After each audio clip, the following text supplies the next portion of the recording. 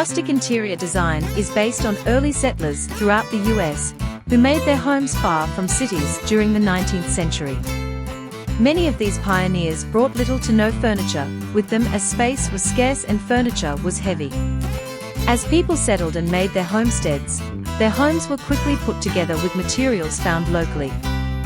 While vastly different than the traditional parlors of Europe or the colonial styles in northeastern states, the rustic design has a charm all its own.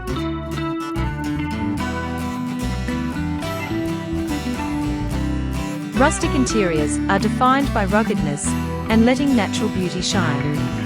The focus is to create a relaxing atmosphere by highlighting the use of wood, stone, leaves, and other organic elements. Rather than worry about perfect lines, rustic allows the character of each piece to stand out. From knots in the wood to rust on metal, this style celebrates character in a big way.